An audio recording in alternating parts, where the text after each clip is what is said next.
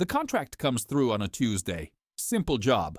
One target. Address included. The pay is $600,000. You've been doing this for 15 years. You're good. Not legendary, but competent. You've never failed a job. $600,000 is triple your usual rate. You think this means the target is important? You don't realize it means you're expendable. The client wire transfers half up front. No meeting, no details, just a name and an address. John Wick. You've never heard of him. You Google it. Find a blurry photo from 2003, some Reddit threads about a bar fight, and a legend involving 3 men and a pencil. You assume it's internet bullshit. The last verified sighting is from 5 years ago. He's retired. Perfect. Retired means rusty. You book a flight to New York. And the Continental Hotel is nicer than anywhere you've ever stayed. You walk in expecting a normal check-in. The concierge, name tag says Sharon, looks at you like he's already read your obituary. Good evening, he says. Will you be staying long? You say a few days, tops. I see. He slides a key across the desk. And will you be requiring any of our specialized services? You have no idea what that means. He waits. You wait. This goes on for 5 full seconds. Perhaps, Karen says delicately, you'd like to visit the bar while you settle in. You head to the bar because you need a drink and this place is already weird. You order a whiskey. The bartender gestures to a small brass dish. You look at it. There are gold coins in the dish. You try to pay with a credit card. The bartender's smile doesn't move. Yet we operate on a different economy here. You don't have gold coins. You don't know what gold coins are. He slides one across the bar anyway, like giving a toddler their first Monopoly dollar. You still don't understand.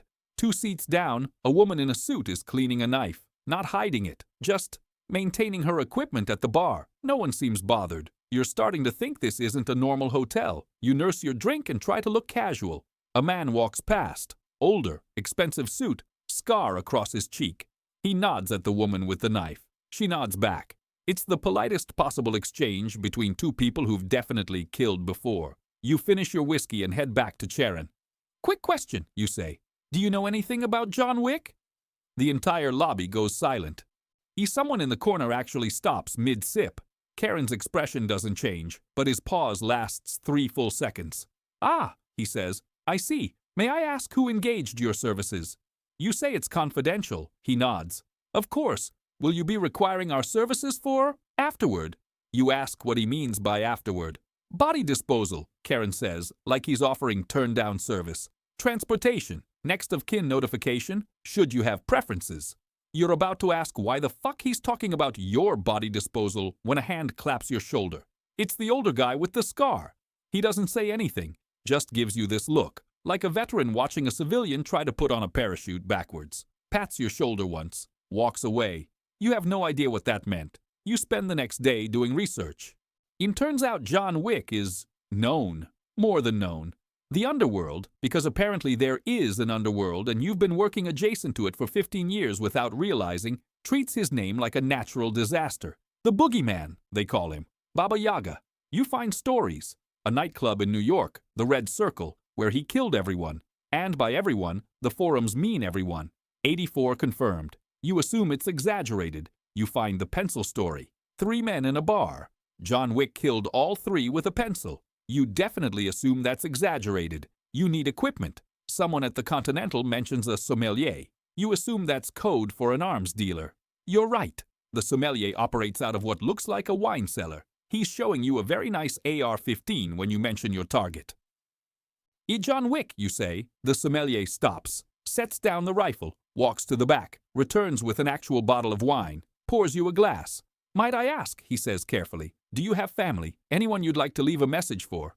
You think he's joking. He is not joking. He spends the next 20 minutes outfitting you like he's planning a funeral. Hollow points, Kevlar, a backup knife. He suggests a good suit. In case you'd like to be presentable, he says. You're starting to understand the $600,000. You call your handler. I need to confirm the contract, you say. The target is John Wick. Long silence. Yes, they say. That's correct. You ask why the pay is so high. Another pause. Hazard compensation. You ask what the hazard is. They hang up. You stake out John Wick's house the next day. It's in suburban New Jersey. Nice neighborhood. 2-story. Well-maintained lawn. Completely normal. Somehow this makes it worse. You watch through binoculars from 3 blocks away. John Wick comes outside at 7 a.m. in a t-shirt and jeans. He's holding a tennis ball. A dog, some kind of beagle mix, runs out after him. He throws the ball. The dog fetches it. He smiles. You've killed warlords, cartel bosses, a Russian oligarch in his own penthouse. You've never been afraid of a target. You're afraid now. The thing is, you're committed. You took the contract, spent half the money. Backing out would mean admitting you're scared of a guy who throws tennis balls for a rescue mutt. So you're going through with it. You just need a plan. Poison? He probably has food testers. Or he doesn't eat delivered food. He looks like he meal preps. Sniper? You found one video of him at a shooting range. The way he moves, he'd know where you were before you pulled the trigger. Car bomb? His car is a 1969 Mustang. He's rebuilt it twice. It's definitely armored. Also, you're not a monster. That car is beautiful. Ambush in the house? You mentioned this at the Continental bar. A woman actually laughed. Not cruelly, just sadly. You're running out of options. The job is tonight. You've chosen something clever. A break-in. 3 a.m. He'll be asleep. You're good at entries. Silent. Fast. You'll be in and out in 90 seconds. You park 2 blocks away. The street is quiet. Normal suburbia sleeping. You approach the house. Check your watch. 3:17 a.m. The door is locked. You pick it in 40 seconds. Excellent time. You step inside. The house smells like coffee and dog. There's a pencil on the entry table. You remember the story. You think, that's just a legend. You take 3 steps toward the stairs. John Wick is standing in the hallway, not running toward you, not shouting, just there, like he was waiting. His head had turned 1.5 seconds after you touched the doorknob, not toward a sound, toward you, like he felt you decide to kill him. You're here for the contract, he says. It's not a question. You go for your gun. He moves. What happens next lasts maybe 15 seconds. Feels like 3. You draw. You're fast. You've done this 1,000 times. And he's already inside your reach. Your gun is in his hand. You don't understand how. You didn't see him take it. You try the knife. He takes that too. You throw a punch. A real one. She trained. Proper form. It lands square on his jaw. His head barely moves. He blinks once. The worst part, he's not angry. He's not scared. He's just aware of you now. Like you're a mosquito he's decided to swat. You try a kick, he steps through it. Your leg buckles. You're on the ground. You attempt a sweep. He's not there. You try to get up. His foot comes down on your chest. Not hard, just keeping you in place. You look up at him. His eyes flick to the side once, checking on the dog. The dog is fine. Sleeping in its bed, unbothered. You are not fine. You see him reach for the entry table. He picks up the pencil. You think, that's just a legend. The narrator says, it was not, in fact, just a legend. You're dead. And the cause of death will be listed as acute cranial trauma via unconventional implement. The Continental's cleanup crew arrives at 4:15 a.m., professional, efficient. Your body is removed by 4:47 a.m. The blood is gone by 5:30 a.m. John Wick let the dog out at 5:45 a.m., completely unbothered. You're the 4th person this month. The contract on John Wick remains open. The bounty is now $700,000.